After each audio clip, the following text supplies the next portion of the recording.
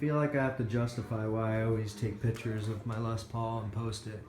And the reason is very simple, that it's a very unique Les Paul. It's one that they only made in 2014, and it was the 120th anniversary, as you can see here. And there's some really cool,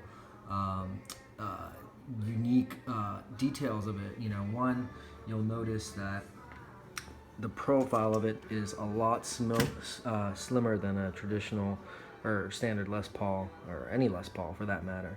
The only Les Pauls that were made like that are called Les Paul Lights, I believe, and they're really not considered a traditional standard. They use different materials, and it's just, in the Gibson world, you really don't call that a standard.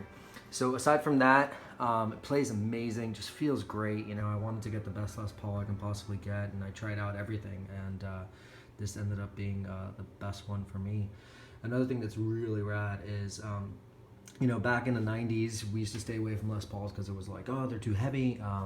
The clean tone is not great. It's fantastic in distortion, but, you know, I'd rather have the sound of a Strat for clean tone. And what Les Paul did back then that a lot of people haven't caught up on is they actually made coil taps for both pickups. So the volume knobs traditionally, when lifted, are coil taps, and it just leads to me, it's a little bit more complicated for me while I'm playing. If I'm switching from clean to distortion, or want like a little bit of a gain boost to pull up a knob. So what's unique about this model is that it actually just has one coil tap switch. So down would be single, and then up would be the humbuckers, and it does it for both pickups. So I can get this really beautiful clean tone just from flipping the switch on there, and then of course I can, you know, switch pickups if I wanted to, which usually when I do clean tone, I like it in the middle or on the neck.